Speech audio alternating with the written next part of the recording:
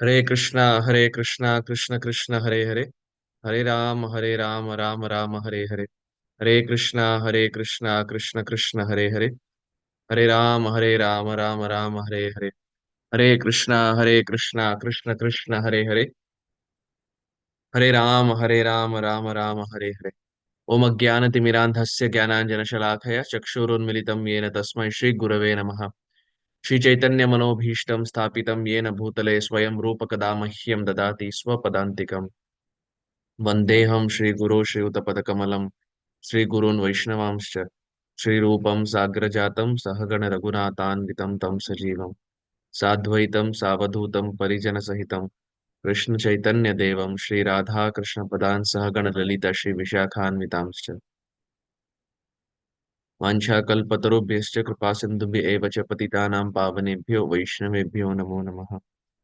नमो ओम विष्णुपदाय कृष्णप्रेष्ठाय भूतले श्रीमते भक्तिवेदान्त स्वामी नित्य नामिने नमस्ते सरस्वती देवी गौरवाणी प्रचारिणे निर्विशेष शून्यवादी पाश्चात्य देशतारिणे श्री कृष्ण चैतन्य प्रभु नित्यानंद श्री अद्वैत गदाधार श्रीवासादि गौर भक्त वृंद हरे कृष्णा कृष्ण कृष्ण हरे हरे हरे राम राम राम हरे हरे हरे कृष्णा कृष्ण कृष्ण हरे हरे हरे राम राम राम हरे हरे हरे कृष्णा कृष्ण कृष्ण हरे हरे हरे राम राम राम हरे हरे गुरवे गौरचंद्राय राधिकाय तदालये कृष्णाय कृष्ण भक्ताय तद्भक्ताय नमो नमः हरे Krishna thank you dear devotees for very kindly joining in our study of the Sri Chaitanya Charitamrita from the Madhya Leela that Sri Krishna Das Kaviraj Goswami has very mercifully given to all of us.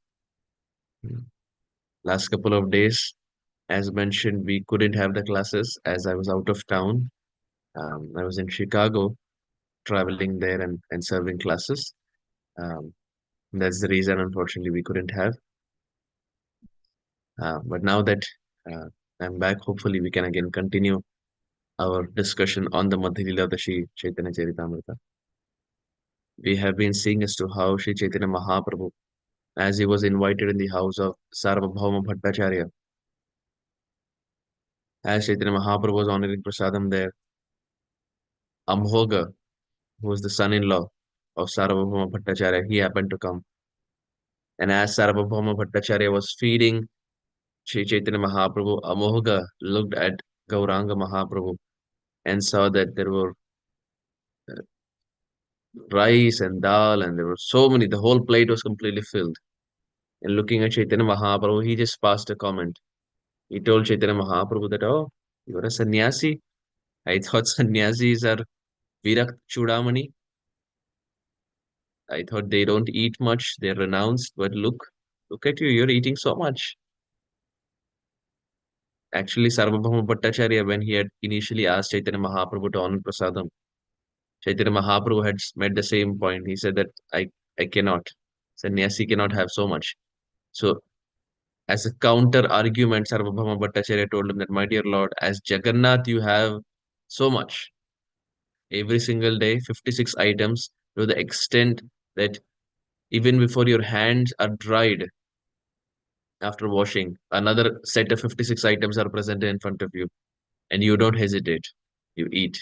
So, my dear Lord, I know you are the same Jagannath. So you shouldn't give the argument that I cannot eat. But this was the high mood of Sarvabhauma Bhattacharya. His son-in-law, Amogha, was a little critical and he was not on that level. As he criticized Chaitanya Mahaprabhu. Long story short, we explained this last time. Sarvabhauma Bhattacharya with a stick started running behind Amogha. But as Amogha sneaked out, Sarvabhauma Bhattacharya asked forgiveness from Chaitanya Mahaprabhu that, my dear Lord, forgive me. For I have such a son-in-law who is so inimical to you, who is criticizing you so much. And Chaitanya Mahaprabhu didn't say anything. Mahaprabhu just smiled. The Supreme Lord is called Adosha Darshi. Darshi means to see, Darshana, Darshan. And Adosha means no faults. So Adosha Darshi means the Supreme Lord is that personality who sees no faults in others. while at the same time he is a dosha. He has no faults. He has no faults and he doesn't see the faults in others. And Shishupal was that personality who could see faults even in Krishna, who was a dosha. Amhoga was that personality who could see faults in Chaitanya Mahaprabhu's dosha. Ramchandra Puri was that personality who could see faults in Chaitanya Mahaprabhu's dosha. But the Supreme Lord did not see faults in anyone. He still maintained his position of doshadarshi. So the Lord is, uh, he is the same to everyone. Mm.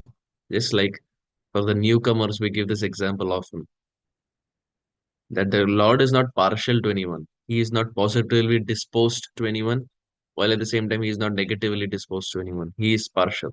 He is impartial. So the example that is given is if there are two trees on the banks of Ganga, one is a one, one is a neem tree and one is a mango tree. The neem seed is placed, and on the other side, mango seed is placed. The waters of the Ganga nourish the neem seed and the mango seed equally. Ganga water doesn't say, "Oh, I will nourish the mango seed more than the neem seed." Ganga doesn't say that.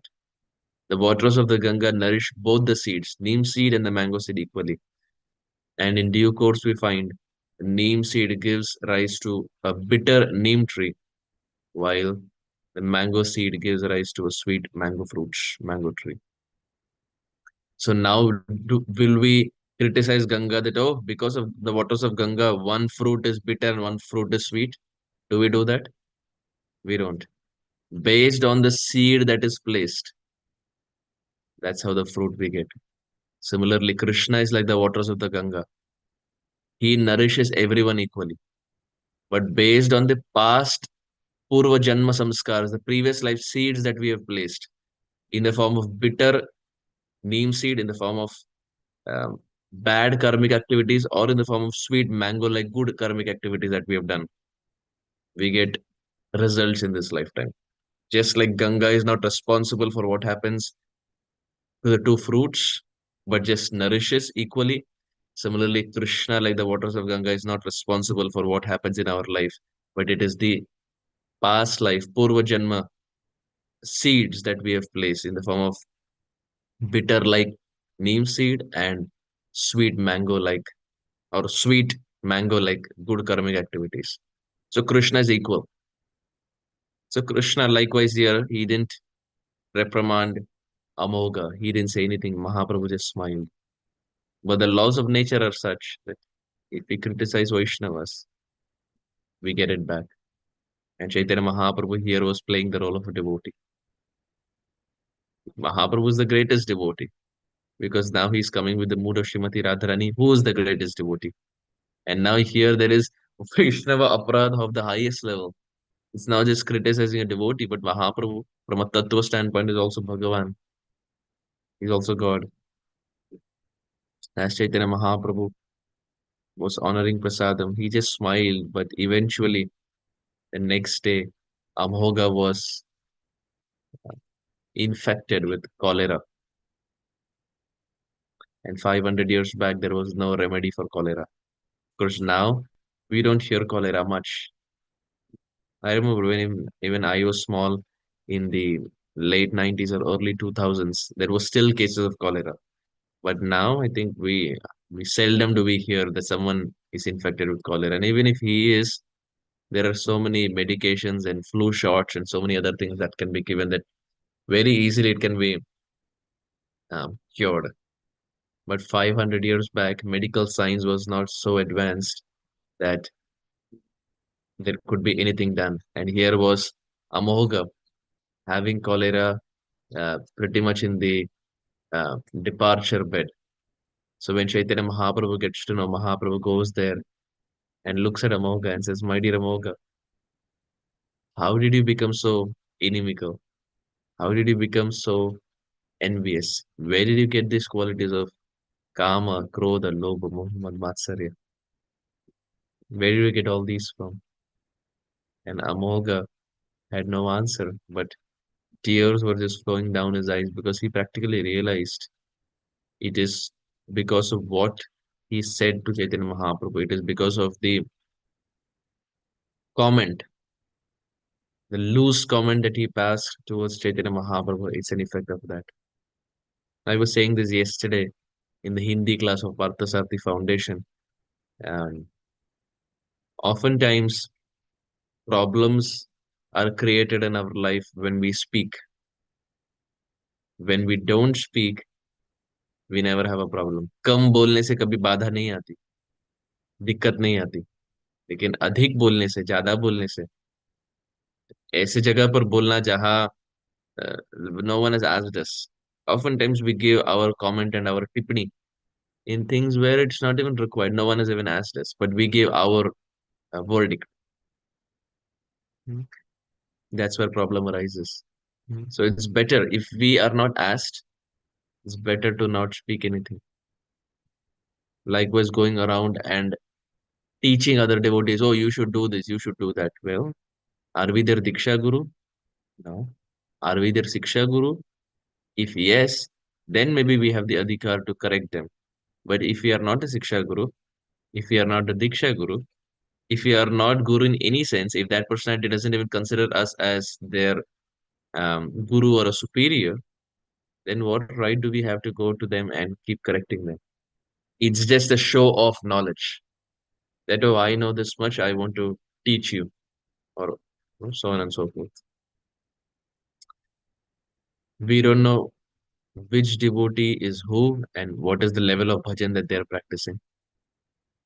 We oftentimes go by the externals, and it is this habit of uh, showing or having this nature of pompous, glorifying ourselves in situations where it's not even required that lands us in trouble. We get victimized by the net of Maya in the attempt of teaching others that, oh, this is how it should be done, this is what you should speak, etc. We ourselves get victimized. हम स्वयं जाल में फंस जाते हैं. It's better that we take care of our own Krishna consciousness. Maya is very, very powerful, very powerful. We don't know at what point, at what juncture, we are going to get caught up in this net of illusion. In the fifth canto, we find we are making this point because Amogha looks at Chaitanya Mahaprabhu and passes a sarcastic comment. And then in no time, he gets caught up in this net of Maya where he has realized it that what he said was wrong, but now it's too late. He's almost in the departure bit. In the Bhagavatam, in the fifth canto of the Srimad Bhagavatam, we have a personality by the name Maharaj Rishabdev. And Maharaj Rishabdev is the Supreme Lord himself. And Rishabdev had hundreds of sons, but one among them was Bharat, also famously called as Bharat Maharaj. Based on his name, we have Bharat Varsha. This Bharat Varsha that India we say. Of course, India is the uh, westernized way of calling. In our actual roots, if we see the Sanskrit, it is Bharat, which comes from Bharat Maharaj, who was ruling the whole um, world. Because at that time, everything was Bharat. There was no individual Sri Lanka, Nepal, Pakistan, Australia, New Zealand. These are things that were later coined. Earlier, everything was Bharat, and there was one king who would rule everything. Parikshit Maharaj was also that one king who would rule everything. Nowadays, for every country, we need one king. That also we have elections. That also there is politics. That also there is corruption. But earlier, there would be one king who would rule the whole world together. So Bharat Maharaj was like that. And eventually, he ruled for many thousands of years. And after he ruled for many thousands of years, he decided it's time to retire and go to the forest. Because that's how the kings would earlier do. When they would feel that they have found the right successor to the kingdom, they would retire and they would go to the forest, and then the successor would continue. And then, likewise, the generations would continue taking care of the kingdom. So Bharat Maharaj went inside the forest and was completely renounced, s- created a hermitage there, And in the hermitage, he would remember Vishnu, he would chant about Vishnu, he would offer flowers to Vishnu. He was sitting on the banks of Gandaki River. See, in Nepal, we have Kali Gandaki River. That's where Shaligrams are found. So he was sitting near the Gandaki River, remembering Vishnu, chanting the names of Vishnu, offering flowers to Vishnu, reciting prayers, glorifying Vishnu, and so on and so forth. And as he was there completely absorbed one day, remembering the Supreme Lord, there is this doe that came there to drink water. And as this doe came there to drink water, it was pregnant. But while it was pregnant and drinking water, it heard the roar of a lion. And in fear, this doe started running. And as Bhagavatam explains, it had a miscarriage. As it had a miscarriage, the mother started running. This child was just floating in the water. And Bharat Maharaj, who was now in the forest, saw the whole scene as to how the mother was afraid of the lion and ran away. And this child, that's the baby deer, was just lying in the waters. All his life, being a king, he was compassionate. He went out of his way to help people, to protect his citizens. Old habits die hard. Now, even though he was there in the forest, he saw this small deer and he brought the deer home, started taking care of the deer, offering milk to the deer, offering food to the deer. And in no time, that Bharat Maharaj, who was in the platform of Bhav, which is a very high platform, Nishtha, Ruchi, Asakti, Bhav. After Bhav, only thing that's remaining is Prema, love unto the Supreme Lord. So he was on the platform of Bhav, emotions rising in his heart. And now that he gets the deer to his hermitage, Bhagavatam explains even at night time, Bharat Maharaj would get up and he would see whether the deer is close by to him. He would, every small thing that the deer would do, he would get enamored by that. Even nights would pass by just remembering about the deer and the small, sweet activities the deer was doing. You oftentimes we see that in any species of life, the smaller version, the baby form is very cute. It is very sweet. Not just the humans. Even in dogs, the puppies, when they're small, they're very cute. When the cats are small kittens, they're very cute. Even lion and tiger, when the smaller form is there, it's very cute. Right? Any animal species or any species where there's life, the smaller form is always very attractive. And most often people get enamored by the beauty. So Bharat Maharaj being around 24 hours near this baby deer, realizing that it had just lost its mother, was spending time so much so that there came a point where his spiritual life was secondary. The first primary uh, agenda for him was taking care of this baby deer in the name of protection. Mhm. Srimad Bhagavatam makes this point that a devotee should have viveka buddhi, should have discrimination power. A devotee should have intelligence where I have to draw the line. Yes, it is good to be compassionate, but in the uh, endeavor of compassion, if it goes way too far to the extent where our bhakti is getting compromised, then it is time we invoke our Viveka Shakti, our discrimination power, and realize that this is way over the line because Mother Nature anyway takes care of the animals. But in the endeavor of we protecting them, it's possible that our mind may get so absorbed in that animal that while at the time of departure, we may think of that animal and leave this world. And this is exactly what happened to Bharat Maharaj. He was practicing bhakti all his life, now starts remembering about the deer, puts his bhakti to the side, and leaves this world remembering about a deer. This is why Srila Prabhupada, and this is why our ISKCON movement also, we make this point that we are not um, propagators or we are not fans of having pet at our home. People have a pet dog. People have a pet cat, and so on and so forth. Of course, in India, it's cat and dog. In America, you will find a rat. You will find you'll find everything. Whatever you don't find in India, you'll find in America. Mm.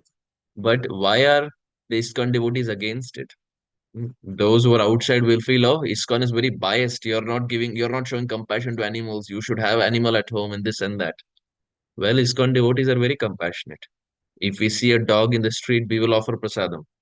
See a cat in the street, we will offer prasadam. We will show our compassion. How about Shivananda saying in the Chaitanya Charitamrita we find? Yes, it's a long story, but how the dog comes all the way to Jagannath Puri along with the devotees during the Chaturmas when they come to meet Chaitanya Mahaprabhu. This dog comes all the way to meet Chaitanya Mahaprabhu. And Shivananda Sen didn't reprimand the dog. He was loving and affectionate, even to the extent where the dog was not seen. One day, Shivananda Sen he sent parties outside to go and search for the dog. So devotees, yes, are compassionate, but we also understand the repercussion that if we have a dog at home, we are going to feed the dog, we are going to um, cuddle with the dog, we are going to bathe the dog, it's going to be dog consciousness instead of God consciousness. The alphabets get flipped from God to Dog. It's going to be dog consciousness. And what will happen? Naturally, Krishna says, Yam yam vapi smaran bhavam tyajatante kalevaram tam tam evaiti kaunteya sada tadbhava bhavita. Krishna explains in the Bhagavad Gita that whatever is the state of mind while we depart this world is what we will obtain in our next life. These are the fundamental teachings of the Bhagavad Gita. This is why Prabhupada would always emphasize that one should read the Bhagavad Gita because it lays a foundation of what spiritual life is all about. And Krishna also makes this point that what we remember at the time of death is what we will obtain. But if someone wants to exit this repeated cycle of birth and death, Krishna also says, Antakale cha mam eva smaran muktva kalevaram.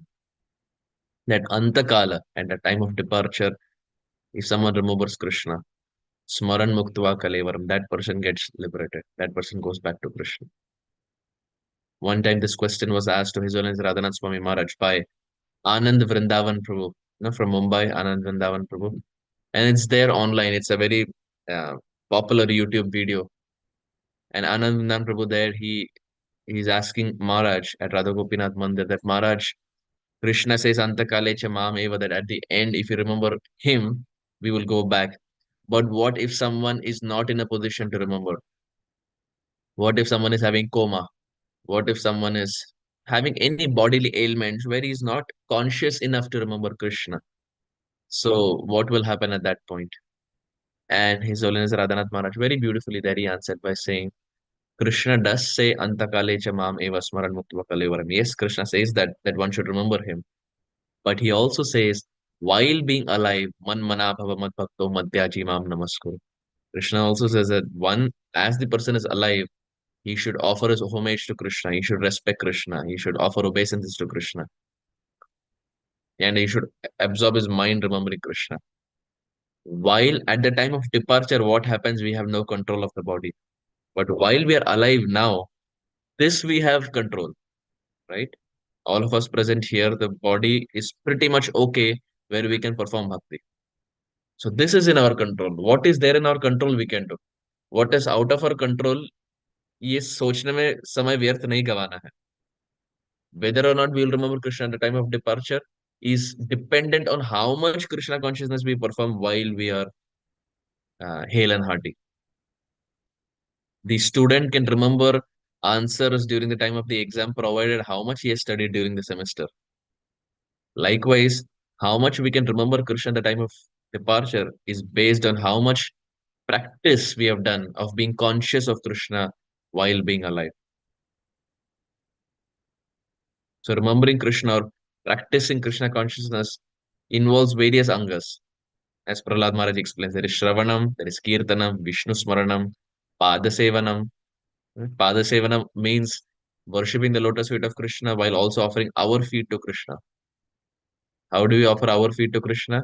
in the form of parikramas, Vrindavan parikrama, Govardhan parikrama, temple parikrama. Whenever we go to a temple, we should always do parikrama of the temple.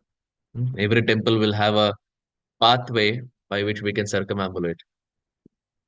I remember Sripad Mukunda Datta Prabhu, who's the head pujari of Krishna Balaram Mandir Vrindavan Dham. He has been the head pujari for the past 35 years. 35 years he has been the head pujari of Krishna Balaram Mandir, worshipping Radha Shyam Sundar, touching Radha Shyam Sundar every single day.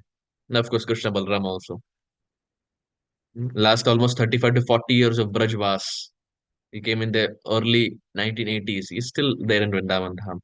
So every year in the month of January, he comes to our house in Mumbai and he just stays for about 10-15 days as relaxation because he says that Vrindavan is so it's so happening. It's always on the run. There's something or the other happening. So as a break for 10-15 days, he comes to our house in Mumbai and just relaxes. He will do his puja and he will on prasadam and he will just talk and no, there's like no deity seva of the temple. Of course, he will still give classes, but it's more of a relaxation time. So Mukundatta Prabhu has this habit that even after his japa is done, of course, he does extra rounds also. It's not just 16, he does extra. So in the extra rounds that he is doing, he will walk around the building. In India, you have building concept. In America, you don't have a building concept. It's all individual houses. But in India, you have the building concepts. So he walks around the building. And one time he was saying that walking around the building is not just walking, but it is also the mood is the house will have a deity, right? Our house will have deity. His shaligrams will also be there. So as you're walking around the building, it is also like doing parikrama to those deities. And in that whole building, there may be so many um, people who may have deities of Krishna or deities of even Lord Shiva or deities of Ram or even photos of Krishna and Ram. So when you do parikrama even of the building, you get the benefit of offering circumambulation, pada sevanam to all of them. Interesting, right? Very, very unique thought process. Devotees are very intelligent. They do extra, um, they are ready to do anything extra to get the Supreme Lord. They are not just satisfied with whatever is outlined. They will do more than 100% to let Krishna know that, my dear Lord, I'm very serious about achieving you. So, Pada Sevanam, Archanam, Vandanam, Dasyam, Sakhyam, Atma Nivedanam. So, different attributes. So, here we find Bharat Maharaj uh, eventually becomes a deer because of his attachment.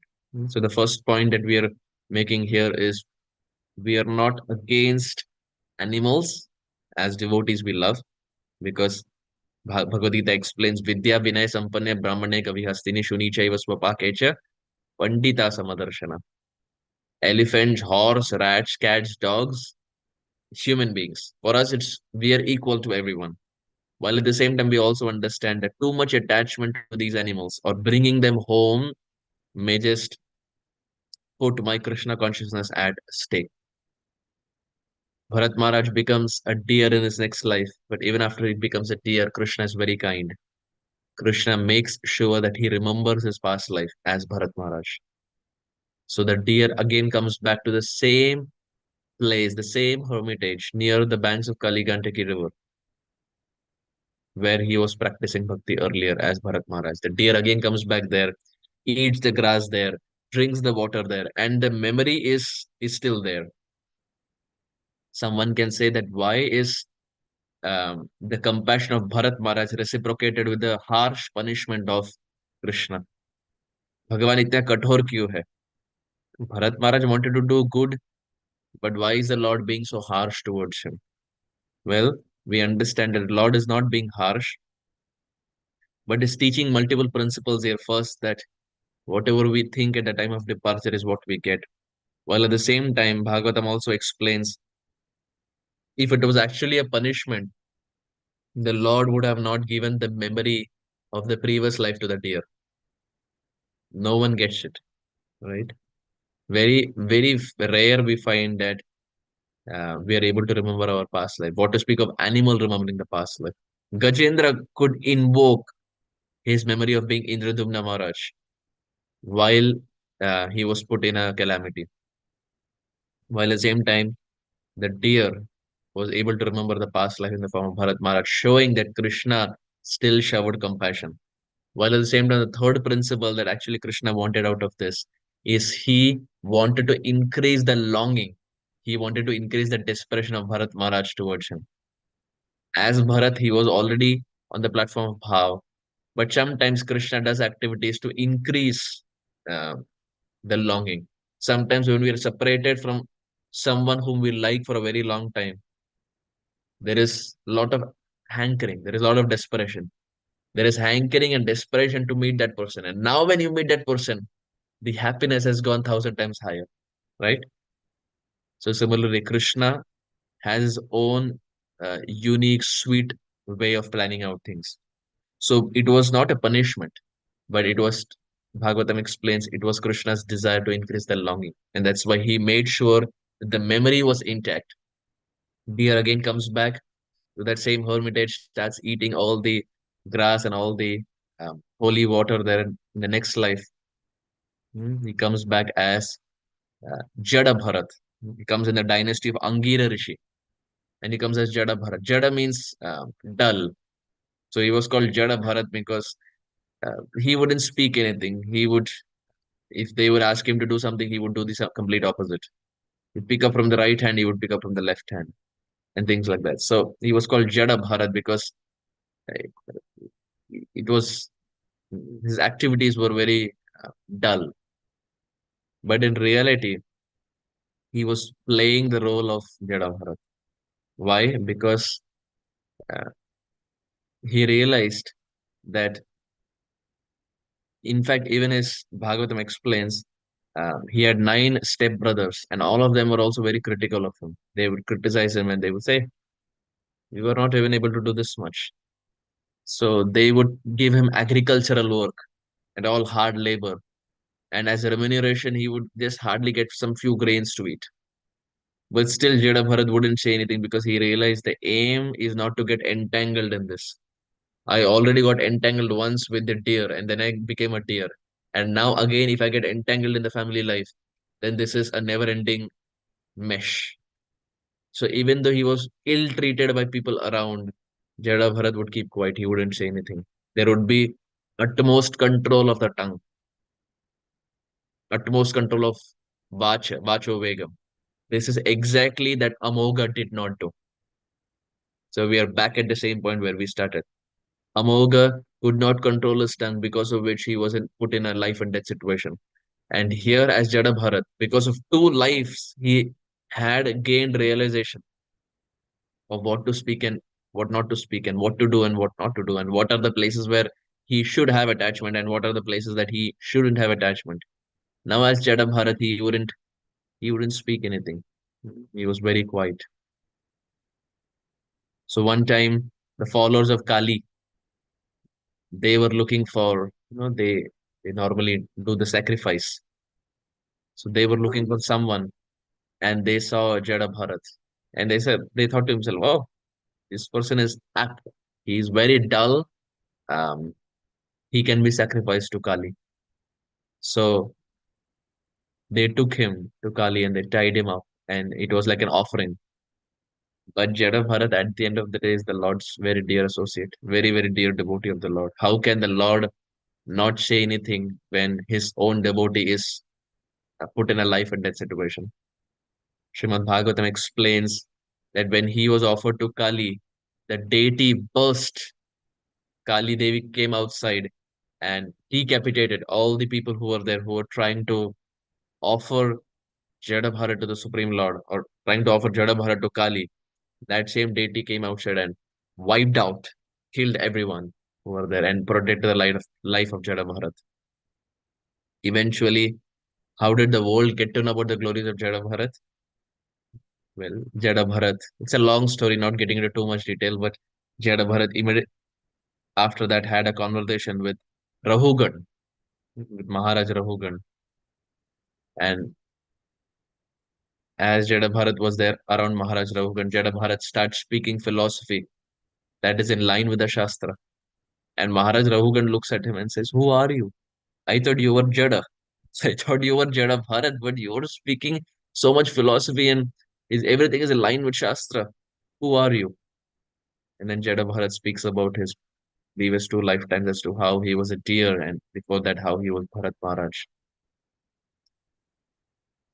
Raghu गणैत तपसा न याति न छेजया निर्वापणा गृहीत्वा न छंदसा नैव जलाग्नि सूर्यो विना महत पादरजोभिषेकम.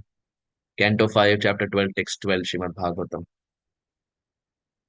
He says, Rahu Ganaita Tapasana Yati. That, my dear Maharaj Rahugan, by doing tapasya, one doesn't just get Krishna. Na chejaya nirvapana grihitva. Someone may leave the house and go to the forest, or someone may do tapasya, one doesn't get Krishna. It's possible that in the winter, someone can go inside ocean and do bhajan. One will still not get Krishna. It is possible that in the hot summer, someone is near fire and is doing tapasya. One will still not get Krishna. It's possible that one may refrain from eating for a long time. Still, one may not get Krishna. So the question arises, how does one get Krishna? What is the thing that we can do to get Krishna? Rahu Ganaita Tapasa na yati na chejaya nirvapanat grihitva na chandasa naiva jala agni surya. Right? Water, fire, and sun. We discussed. So then question arises, how should we get Krishna? Bhagavan kaise prapt honge? The last line says, Vina mahat pada rajobhishekam. Till the time we don't smear ourselves with the dust of the lotus feet of the pure Vaishnavas, we will not get Krishna. And the word used is Raja Abhishekam. Raja means dust. Brajaraj, we say, sand. And Abhishekam means Abhishek. Till the time we don't smear our head, our body with the dust of the lotus feet of pure Vaishnavas, till that time we don't get Krishna. Hmm? So Jada Bharat gave some very enlightening philosophy in the form of Srimad Bhagavatam. But one thing we understand is he learned the art of maintaining silence. He did not speak where it was not required.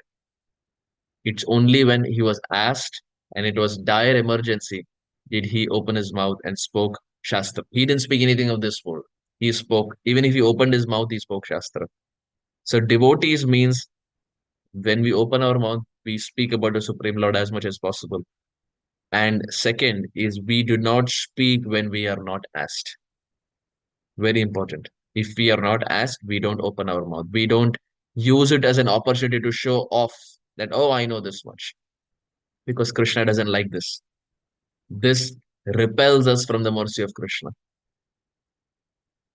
If we are not the Diksha Guru, if we are not the Siksha Guru, we maintain a distance. We respect the devotee, unless and until the devotee has asked us. Because only these two personalities, the Diksha Guru and the Siksha Guru, have the adhikar uh, to correct someone. Who was Amogha to Chaitanya Mahaprabhu? No one. Chaitanya Mahaprabhu is Bhagavan. Who can be so qualified that they can correct the Supreme Lord? No one. So the repercussions were very bad for Amogha. Shastra explains that Diksha Guru and the Siksha Guru are so important. The Diksha Guru represents Radha Madan Mohan. The Diksha Guru represents Radha Madan Mohan. Why? Because Madana Mohan. Madan Mohan is that personality who charms, who he attracts, he captivates everyone. He captivated even Cupid. Mohana, he attracts everyone. And he denotes Sambandha Tattva. So Diksha Guru or Gurudev represents Radha Madan Mohan because on behalf of Radha Madan Mohan, he attracts all the jivas to the Supreme Lord. His job is attraction. Diksha Guru creates a sambandha with Madan Mohan, and on the behalf of Madan Mohan, he also attracts everyone to the Supreme Lord. So Diksha Guru represents Radha Madan Mohan, while Siksha Guru represents Radha Govinda. Why? Because go means senses and Vinda means to give pleasure, to engage. So Siksha Guru is that personality who engages the senses of people under him in various services of the Supreme Lord. He gives pleasure to their senses by engaging their senses to please Krishna. So Diksha Guru is Radha Madan Mohan, Diksha Guru is Radha Govinda, and our Prayojan is Gopinath. So no one takes the position of Gopinath because Gopinath is Supreme Lord. He is Gopinath. He's the Lord of the Braja Gopis. So these positions are very important. We find that today being the disappearance of Srila Gopal Bhatta Goswami. We have spoken about Gopal Bhatta Goswami in our earlier class, also one of the Chaitanya Caritamrita, as to how the name of Radha Raman manifested and why the name Radha Raman was given. For those devotees who weren't there, it's there online. The class name itself is how was Radha Raman named Radha Raman. But in the life of Gopal Bhatta Goswami, also we find that even though he came from a Sri Vaishnava family, he came from a family where the object of worship was Lakshmi Narayan. It is by the association of Sri Chaitanya Mahaprabhu, his Siksha Guru, Mahaprabhu in the form of Siksha Guru, that is in the form of Radha Govinda, engaged his senses to worship the Supreme Lord. And eventually, we find it is by his sincerity, by following in his superiors, Sri Gopal Bhatta Goswami from the land of South India, Sri Rangam, came all the way to Sri Vrindavan Dham. And it is through his sincerity. Mhm. Sincerity attracts the mercy of the Supreme Lord and the nature of being pompous, that only I know everything, only I am right, no one can teach me, etc., etc., etc., which most people in Kali Yuga have. This repels us from the mercy of the Supreme Lord. Because Krishna and even Chaitanya Mahaprabhu do not like um, individuals when they're proud and puffed up. So that Gopal Bhatta Goswami comes to the land of Vrindavan and through his sincerity, through his tears, he gives rise to Radharamanji. Mhm. And we find Radharaman also uh, is a combination of Sambandha, Abhidheya and Prayojan. Mhm. Sambandha means Radha Madan Mohan. So the feet of Radharaman is actually considered Madan Mohan, the feet of Madan Mohan, because it is the lotus feet that creates Sambandha. Whenever we see the deity, also we are always told first we should see from the feet, right? Bhagavatam also, when we study, we are always told the first two cantos are the lotus feet. That's where we should start. We start seeing the Lord. We are introduced to the Lord. Our Sambandha with the Lord is created through the lotus feet. So Radharaman's lotus feet is considered the lotus feet of Madan Mohan. His face is considered the face of Govinda. Why? Because Go means senses and Vinda means give pleasure. So Radharaman's chota face gives pleasure to all of us, right? When we see him with that small teeth, sometimes when he's like smiling, the small teeth is there. It gives pleasure. That small chota face gives pleasure to everyone. So his face represents Radha Govinda, and the chest of Radharaman represents Gopinath, because his chest is where um, it gives solace, and it's the resting place for the Braja Gopis. The Braja Gopis keep their head on the chest of the Supreme Lord Krishna. So the chest represents Gopinath. So the chest of Radha Raman is Gopinath, Prayojan Tattva. So the feet is Sambandha Tattva, the face is Abhideya Tattva, and the chest is Prayojan Tattva. The feet is Madan Mohan, the face is Govinda, and the chest is Gopinath. In this way, Radha Raman, um, whose dear master is Srila Gopal Bhatta Goswami, that Radha Raman is having all these three of Sambandha, Abhidheya, and Prayojan. While at the same time, we also said as to how Sambandha and Abhidheya also represents Diksha and Siksha Gurus. And we also made this point of how one should learn from Amogha to not speak in situations where it's not required, because that can have a very negative effect on our Krishna consciousness. And Bharat Maharaj in the Bhagavatam learned that. He learned the art of keeping quiet and learning from his mistakes and using his tongue to speak with Maharaj Rahugan only when it was absolutely necessary. This is why Rupa Goswami starts Upadeshamrit by saying Vacho Vegam, control of the speech. This is, he could have said anything. Like he could have brought the fourth verse as the first verse, he could have brought the fifth verse as the second verse. But of everything, of the different instructions that Rupa Goswami is giving, who is the Acharya for our whole Sampradaya, he first says controlling speech. Because an uncontrolled speech um, can hardly get us the lotus feet of the Supreme Lord. He puts everything later. Jivha Vegam, Udarupasta Vegam, Krodha Vegam, Manasa Vegam, it's all secondary. He starts by saying Vacha Vegam because if the tongue is not controlled, the other things cannot be controlled. But if the tongue is controlled, then Anukramishyati, everything follows um, in a proper kram, in a proper manner. So first, control of the tongue is very, very important. And we see this. Those who are actually good devotees, proper devotees, genuine devotees, have a very good command over control of their speech. And those who are floating, as Srila Guru Govinda Maharaj would say, those who are floating um, will fail to control their tongue. This is a classic characteristic of those who are still on the platform of floating devotees or Kanishta. So our aim, our agenda is to follow Rupa Goswami of Vacho Vegam, the art of controlling speech. Having said this, dear devotees, I very humbly want to stop here. Thank you all for very kindly being here. Gaura Premanande, Hari Hari Bol. Shila Rupa Goswami Pad ki jai. Shila Gopal Bhatta Goswami Pad ki jai. Shri Shri Radha Ramana Lal की जय. जय श्री वृंदावन धाम की जय. जय जय श्री राधे श्याम.